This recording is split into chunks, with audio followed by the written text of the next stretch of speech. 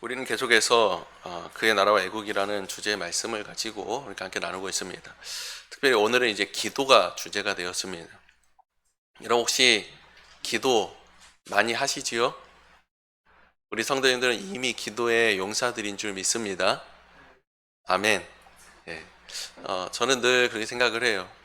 기도 때문에 우리 어떻게 보면 지금 우리 한국 교회가 여기까지 올 수 있었던 이유, 많이 쇠퇴했다고 하지만 하지만 그럼에도 불구하고 여전히 교회들이 세워지고 교회 이름이 유지가 될 수 있는 이유는 늘 우리의 선조들이 계속 기도했고 신앙의 선배들에 의해서 그 기도가 이어졌기 때문이라고 믿습니다.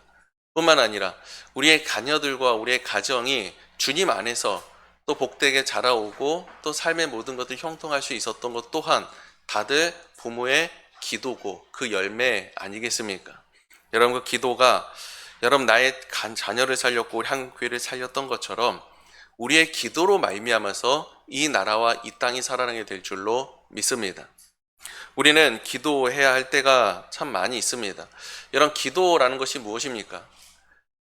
기도에도 분명히 이 신앙의 성숙의 단계에 따라서 기도가 많이 갈리기 시작합니다.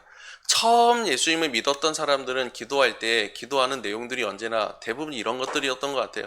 하나님 뭐가 좀 되게 해주세요. 내가 뭔가를 해야 되는데 이게 잘 되게 해주세요. 내 자녀가 이래야 되는데 좀 잘 되게 해주세요. 그런데 참 신기한 건 말입니다. 초신자들의 기도는 대부분 기도가 응답을 받았다고 늘 이야기를 해요. 응답 정말 많이 받아요. 그리고 잘 됐어요. 너 너무 기뻐요. 라고 하면서 오시는 분들이 너무도 많았습니다. 그런데 한 2년 정도 신앙생활을 하고 성경 공부도 하고 신앙의 성숙함이 지나가면 지나갈수록 그 이후에 이런 얘기를 정말 많이 듣습니다.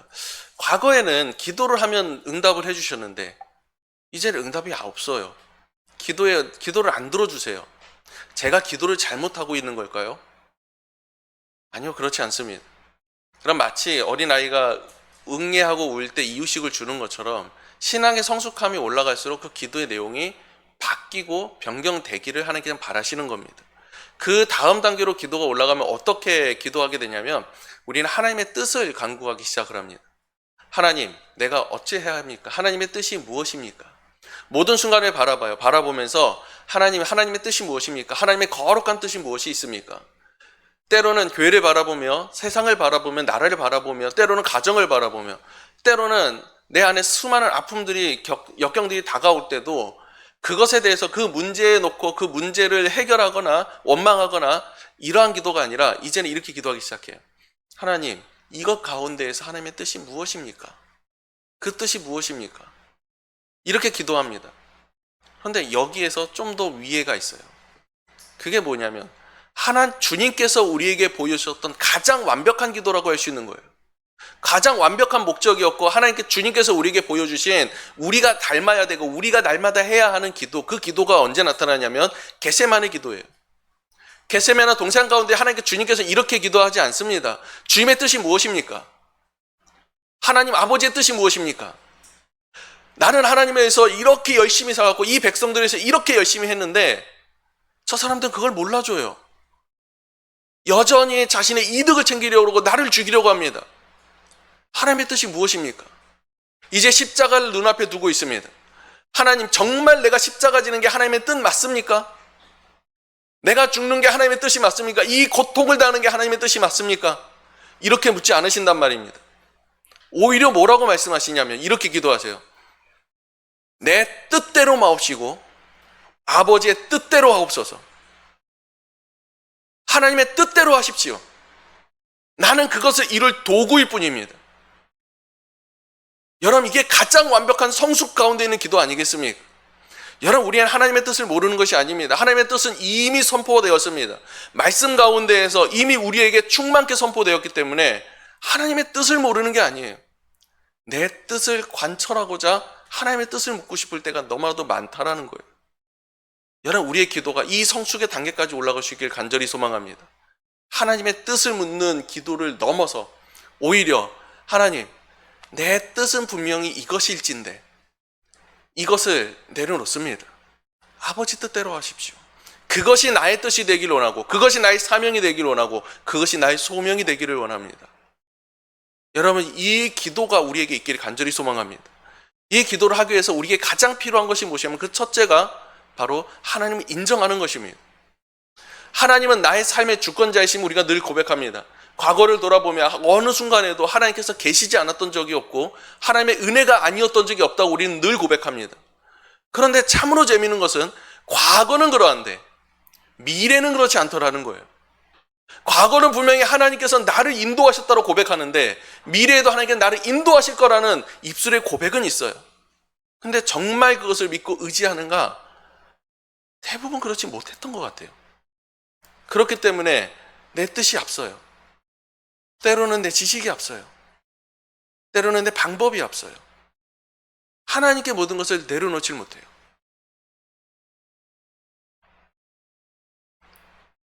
사랑하는 여러분, 우리는 이미 하나님께 받은 은혜로 말미암아 구원하심을 받은 자들인 줄 믿습니다. 그저 신앙의 초기 단계가 아니라 이미 우리는 성숙할 대로 성숙한 하나님께서 열매를 바라시고 그 곡식을 거두시기 위한 그 단계에 있는 줄 믿습니다.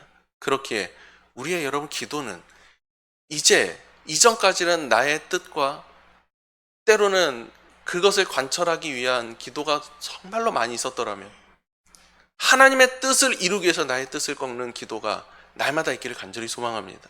이 시작이 하나님이 인정 안 해도 시작이 돼요. 하나님을 인정한다면, 하나님을 믿는다면, 정말 하나님을 믿는다면 우리는 그렇게 기도할 수밖에 없습니다. 우리 아들이 길을 가는데 눈을 딱 가리고 제가 손을 잡고 걸어갑니다. 걸어가는데 저희 아들이 이렇게 많이 물어봐요. 아빠 어디 가는 거야? 집에 가는 길이야. 아빠 손을 잡고 집에 가는 길이라면 묻지 않을 겁니다. 이렇게 묻지 않을 거예요. 정말 이 길 맞아요? 정말 이렇게 걷는 길 맞아요, 아빠? 이렇게 묻지 않을 거예요. 오히려 끝까지 길을 가겠죠. 아빠 언제쯤 도착해요? 라고만 물어보지 않겠어요? 여러분, 하나님을 믿는 믿음의 기도라는 게 이런 것 아니겠습니까? 이 믿음으로 기도하십시오. 그리고 그 기도가 이제는 여러분 우리 교회와 나의 가정과 나에게서 넘어서 이제는 이 나라 가운데로 나아갈 수 있길 간절히 소망합니다. 여러분, 우리가 할 수 있는 가장 큰 무기, 우리가 가지고 있는 가장 큰 무기는 기도입니다. 이 기도를 통해서 우리는 이 영적 무기를 통해서 세상을 정복할 수 있고 이 땅 가운데 하나님의 뜻을 펼칠 수 있고 그것을 우리가 행할 수 있는 거예요. 우리가 이 땅 가운데 할 수 있는 가장 큰 애국이 무엇이냐, 그 첫걸음이 무엇이냐 라고 한다면 그것이 기도 아니겠습니까? 이 나라에서 기도하는 것, 이 땅을 위해서 기도하는 것. 그런데 왜 이와 같이 장황하게 처음에 설명을 했느냐? 여러분, 이 기도를 하기 위해서 가장 먼저 필요한 게 무엇이냐면 나를 내려놓는 거라는 거예요. 하나님의 뜻을 믿고 의지하는 거라는 겁니다. 여러분, 정말 우리가 이 나라를 바라볼 때 하나님의 뜻이 펼쳐지고 있다고 생각이 드십니까? 때로는 답답합니다. 때로는 이 가슴을 치며 통회하고자 할 때도 너무나도 많고 너무나도 화가 나기도 하고 냉소적으로 생각되기도 할 때도 너무나도 많이 있습니다. 그런데도 불구하고 우리는 하나님께 기도해야 되잖아요. 이 땅을 위해서, 이 나라를 위해서. 그런데 우리의 기도의 제목이 이런 것들은 아닐 겁니다. 하나님, 지금 세워진 위정자들, 지금 세워진 정치인들 전부 다 싹 치워주세요. 이렇게 기도하는 것이 우리 기독교인들의 기도가 아니라는 겁니다. 오히려 그들을 위하여 기도하라 라고 오늘 본문 말씀 가운데 이야기하지 않습니까? 주님, 왜 그렇게 해야 합니까? 내가 왜 그들을 위해서 기도해야 됩니까? 나에게 불이익을 끼친 사람들입니다. 나라를 망하게 하고 있는 사람들처럼 보입니다. 내 정치적인 위치에 따라서, 색깔에 따라서 아마도 다를 수밖에 없는 것 같아요. 그런데 너희는 기도하고 너희는 저주하고 이렇게 얘기하지 않아요. 너희 모두가 함께 기도하라고 이야기를 합니다. 여러분, 이것이 가능할 수 있는 이유가 무엇이냐면 이 땅의 모든 권세자들, 첫 시간에 그러지 않았습니까? 모든 권세자들을 세우신 건 하나님이세요. 그리고 우리가 가져야 되는 것은 느헤미야처럼 눈물로써 애통하는 심령을 갖는 겁니다. 이 땅을 바라보면서 하나님께서 세우신 권세자들을 향해서 우리는 화를 품고 분을 품는 것이 아니라 애통하는 심령을 가지고 기도해야 한다는 겁니다. 사랑하는 여러분, 이 땅의 질서와 지도자들이 하나님의 주권 아래 있음을 믿으십시오. 그리고 사람을 믿으라는 것이 아닙니다. 하나님을 믿으십시오. 사람은 믿음의 대상이 되지 않습니다. 오직 하나님이 믿음의 대상이죠. 그 하나님을 믿고 복음의 문이 약히지 않도록 기도하라는 명령이에요.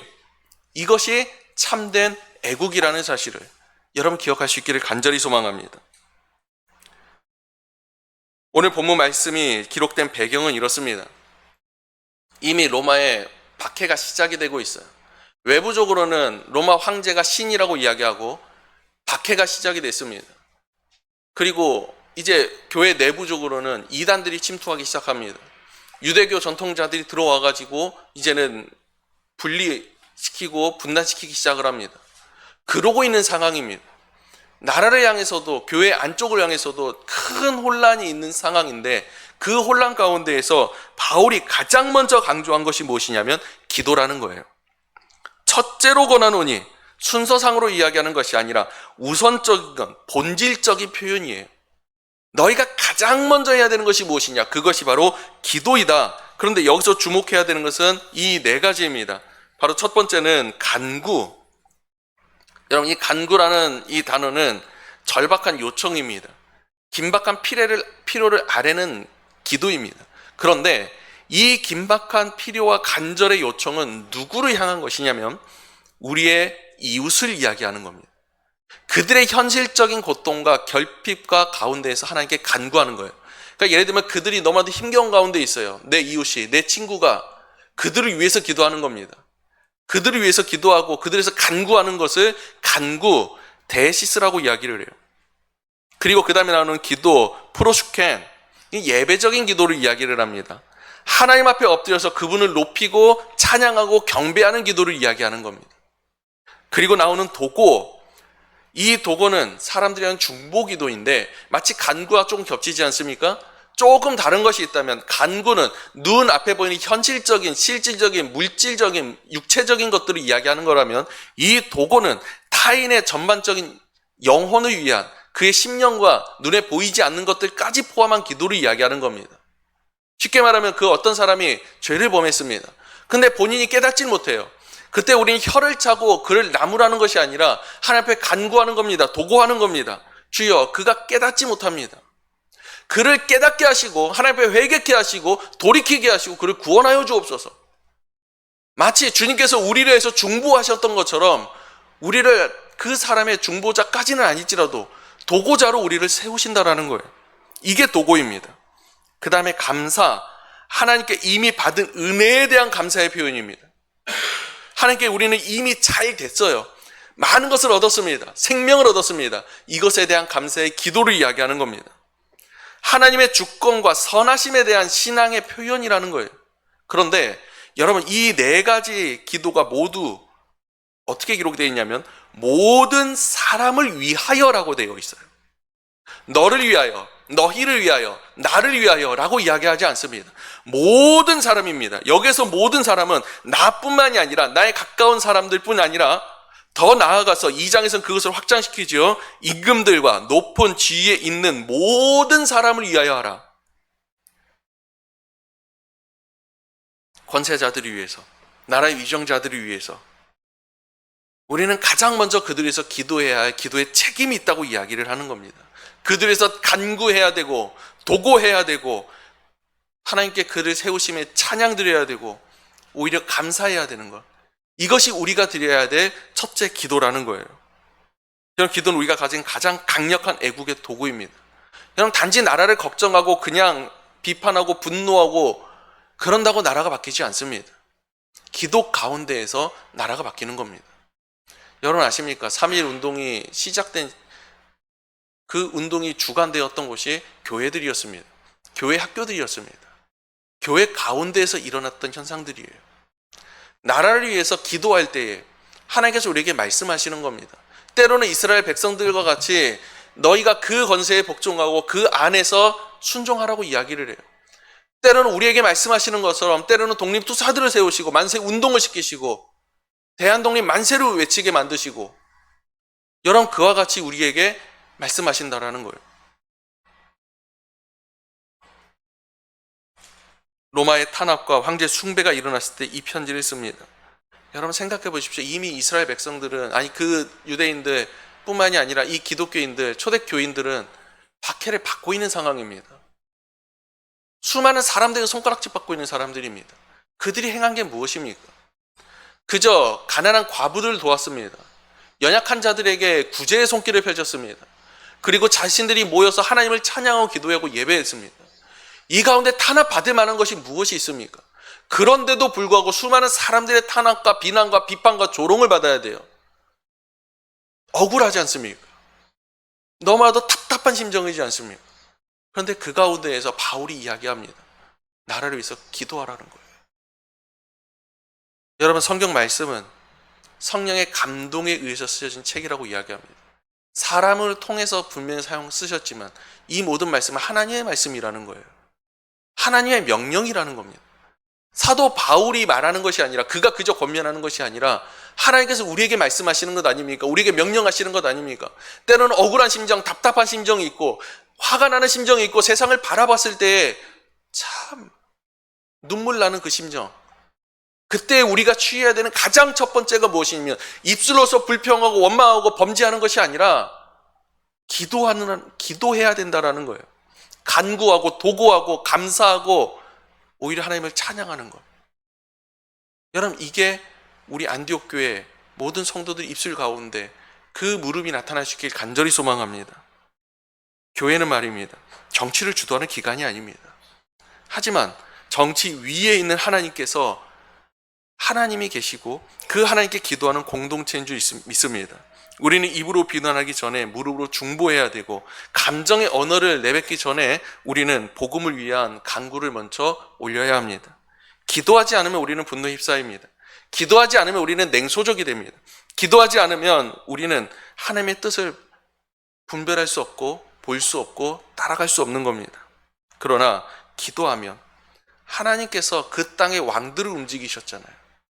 왕으로 움직이셔서 그 백성들을 돌려보내시고 다시 나라로 만드시고, 왕들을 움직여서 로마 제국이라는 기독교 국가가 되고, 여러분, 그때가 언제인지 모르나 우리가 기도할 때에 반드시 하나님께서는 그 원세자들을 움직이실 줄 믿습니다. 그 믿음을 가지고 날마다 기도하길 간절히 소망합니다. 2장 2절에 이렇게 다시 말씀합니다. 임금들과 높은 지위에 있는 모든 사람을 위하여 하라. 이는 우리가 모든 경건과 단정함으로 고요하고 평안한 생활을 하려 함이라. 바울은 그들에서 기도하라 라고 이야기하고, 분명 하나님의 말씀 명령의 선포로서 끝나도 돼요. 하지만 언제나 우리에게 그 이유를 설명을 하십니다.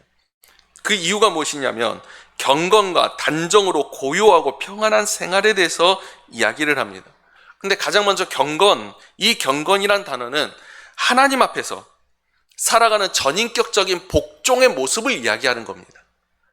그러니까 쉽게 말하면 우리가 경건하면 생각되는 것들이 있어요. 떠오르는 것들이 있습니다. 홀리한 모습들. 우리가 교회적으로 본다면 저 한편에서 아름다운 성가가 울려 퍼지고 수많은 성도들이 근엄한 모습으로 그 앞에서 함께 찬양을 드리고 있고, 여러분, 이러한 모습들이 많이 생각나기도 하고, 때는 우리의 삶 가운데 홀리 거룩한 모습들은 이 다음에 나오는 거지만 멀끔하고, 때로는 그 사람은 허허 웃기만 하고 참 하나님 믿는 사람처럼 보이는 그런 모습들 이야기하자면, 정확히 이 경건이라는 것은 하나님과 나 사이의 관계를 이야기하는 겁니다. 하나님과 나 사이의 관계에서 어떤 관계냐면, 하나님은 나의 주인이 되시고 나는 하나님의 그 주인의 주권 아래서 복종하고 무릎 꿇는 상태를 경건이라고 이야기하는 겁니다. 이 경건에 대해서 이야기를 하는 거예요. 그 다음으로 나온 게 단정입니다. 말과 행동, 생각과 태도에서 드러나는 영적 중량감, 우리가 일반적으로 생각하고 있는 경건한 자들의 모습이라고 말하는 것이 바로 이 단정함이라는 거예요. 겸손함과 절제, 진중함을 이야기하는 겁니다. 이것은 사람들과 사람과 관계에서 나타나는 모습들이에요. 쉽게 말하면 그들에서 기도하라. 왜냐하면 그로 말미암아서 너희들에게 주어질 수 있는 것이 하나님과 너와의 영적인 교통함과, 그리고 주변의 수많은 사람들에게 비춰진 너희의 단정한 모습으로 하나님께 영광 돌리기 때문이라는 거예요. 우리는 하나님과 영적 관계 가운데에서 그 앞에 반드시 무릎 꿇는 죄인이 되어야 됩니다. 뿐만이 아니라 우리는 수많은 사람들 앞에서 쉽게 말하면 이런 거 품이 있는 신앙인들이 돼야 될 줄로 믿습니다. 그걸 위해서 기도하라는 거예요. 근데 그것뿐만인가, 그 위에 또 같이 이야기합니다. 고요한 생활 이야기합니다. 사회적이고 정치적인 안정을 이야기하는 거예요. 외적인 평안을 이야기합니다. 고요한 생활, 정권의 억압이나 전쟁의 소용돌이가 없는 그러한 신앙생활을 위해서 기도하라는 거예요. 그 다음 평안한 생활, 내면의 평화를 이야기하는 거예요. 하나님과 관계 안에서 영혼의 안정, 세상에 혼란이 있을지라도 내가 누릴 수 있는 깊은 평강, 그것을 위해서 기도하라는 겁니다. 그러면 왜 우리가 권세자들 위해서 기도할 때, 나라를 위해서 기도하고 권세자들 기도했을 때 이런 결과가 일어나느냐? 이유는 분명해요. 하나님께서 이 땅의 질서를 다스리시는 분이기 때문에 그렇습니다. 내가 이것이 어떤 1 더하기 1은 2라는 공식 때문에 그런 것이 아니라, 내가 이 나라를 위해서 기도할 때 나는 경건한 사람이 되고 평안한 사람이 되는 것이 아니라, 나의 믿음이 하나님께로 향했을 때 그 기도가 나타나게 되고 하나님의 주권과 역사 가운데서 이러한 일들이 일어나게 된다라는 거예요. 여러분, 이 기도의 대상은 비단 좋은 왕만을 가리키지 않습니다. 바울이 편지 썼을 때 억압당하고 있었다고 얘기하지 않았습니까? 그 억압하는 왕을 위해서 기도하라는 겁니다. 그저 그가 잘 되기 위해서 기도하는 것이 아니라, 그들이 정말 승승장구하기 위해서 기도하라는 것이 아니라, 하나님의 뜻이 그 가운데 이로 펼쳐지고 하나님의 주권과 역사함이 그 가운데 있어서 하나님의 거룩한 도구가 되게 해달라고 기도하라는 거예요. 기도는 말입니다, 단지 상황을 바꾸기 위한 수단이 아닙니다. 기도는 우리가 세상을 바꾸기 위한 노력이 아니라, 먼저 우리가 하나님 앞에서 나 자신을 내려치고 그 앞에 믿음과 순종 가운데에서 기도했을 때 하나님의 주권과 역사가 이 나라 가운데 나타나는 현상이라는 사실을 여러분 믿으시길 바랍니다. 세상이 흔들립니다. 때로는 권력과 불의가 너무나도 많습니다. 질서도 무너집니다. 하지만 그 가운데 우리는 기도해야 됩니다.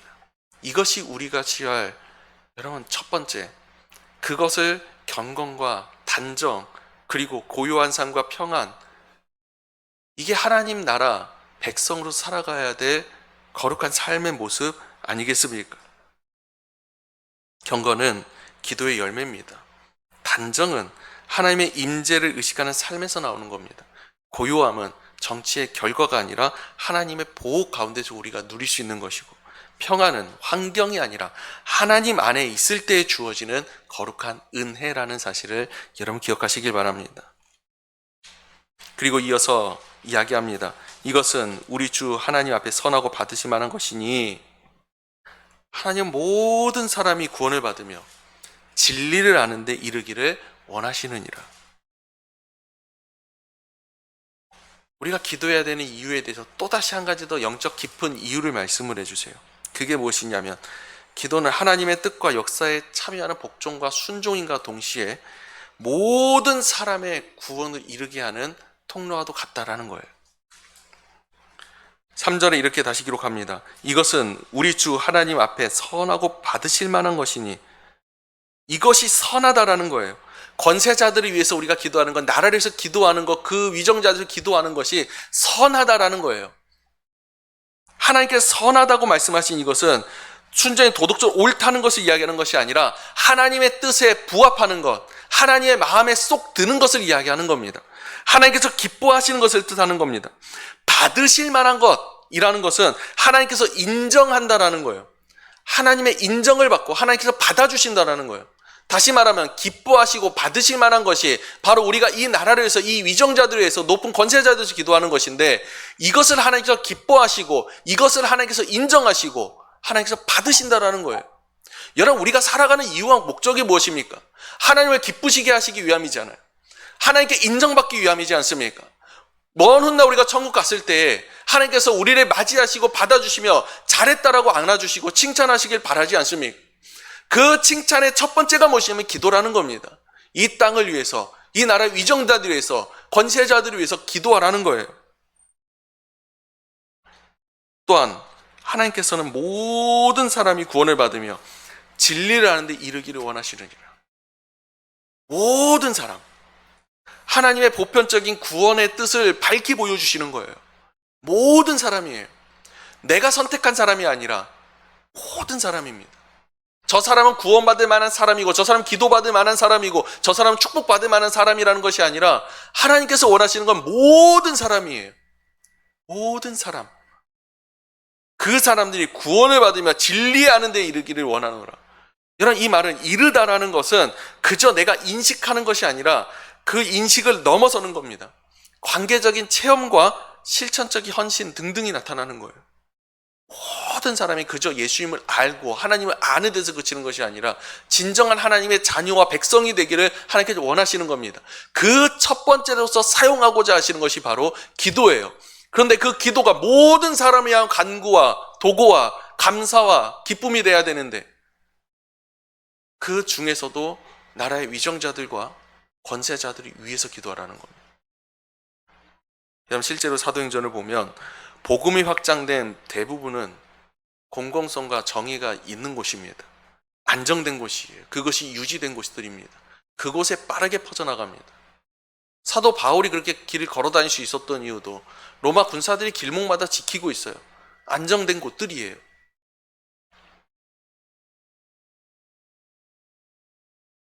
우리에게 또 다른 중요한 진리를 가르쳐 줍니다. 하나님의 뜻은 일부 한 사람만을 향하는 것이 아니라 모든 사람을 향하고 있다는 것. 복음을 우리는 복음의 대상에서 제외하지 마십시오. 내가 기도하고 있는 대상이 그 복음이 증거될 대상이 된다는 사실을 여러분 기억하시기 원합니다. 당시 바울은 로마 제국 박해 속에서도 모든 사람이에요. 특히 권세자를 위하여 기도하라라고 권면합니다. 이 권면은 이제 지금 우리에게는 하나님의 명령으로 우리에게 임하고 있습니다. 모든 첫 번째 가운데에서, 때로는 내가 힘겨운 가운데, 때로는 삶의 고통 가운데, 육신의 아픔 가운데에서도 여러분, 가장 먼저 우리는 주님 앞에 무릎 꿇으십시오. 그리고 가장 먼저 기도하십시오. 기도하실 때 그저 내가 주여 살겠습니다, 죽겠습니다, 이 기도가 아니라 주여, 하나님의 높으심과 하나님의 권세와 하나님의 위대하심 가운데에서, 그 믿음 가운데에서 세우신 이 나라, 그리고 이 땅 가운데 세우신 수많은 위정자들, 권세자들, 높은 자리에 있는 자들, 하나님의 뜻 가운데에서 주관하신 하나님의 도구가 되게 하옵소서. 그것을 놓고 기도할 수 있기를. 이 시대가 디모데의 시대처럼 혼란스럽습니다. 권력자들의 탐욕, 사회의 불의, 공동체 안에서도 이런 분열이 일어나지 않습니까? 여러분, 사회만 그렇습니까? 교회는 어떻고 가정은 어떻습니까? 그 모든 것들 가운데에서 여러분, 정말 우리는 기도해야 되나? 저 사람 위해서 내가 기도해야 되나? 아니, 때로는 참 저 사람을 위해서 내가 기도하기 싫다라는 생각이 들 때도 있을지 모릅니다. 하지만 그럼에도 불구하고 하나님께서 우리에게 말씀하십니다. 기도하라. 내가 누군가를 구별해서 기도하는 것이 아니라 모든 사람에서 기도하라. 그 중에서 높은 권세자들과 이 나라와 이 땅에서 기도하라고 말씀하십니다. 그 말씀에 여러분 무릎 꿇으십시오. 우리는 하나님께 순종할 수 있는 자녀로 택하심 받은 자들이지 않습니까? 그 무릎을 꿇을 때에 반드시 하나님께서는 우리에게 오늘 말씀하신 모든 것을 허락하실 줄 믿습니다. 경건케 하시고, 우리로 하여금 단정케 하시고, 우리로 하여금 이 땅 가운데에서 평안케 하시고 화목케 하시고, 더 나아가서 여러분, 내 가정과 우리 교회까지도, 그리고 이 땅의 수많은 교회들까지도 하나님께서는 반드시 이와 같이 만들어 가실 줄 믿습니다. 애국은 구호가 아닙니다. 기도입니다. 분노가 아니라 복음입니다. 회피가 아니라 순종입니다. 세상을 향한 하나님의 뜻에 동참하는 믿음의 고백이라는 사실을 여러분 기억하시고, 우리 모두가 하나님의 나라의 백성으로서 이 땅의 기도로 애국을 실천해 나갈 수 있는 저는 되시길 간절히 소망합니다.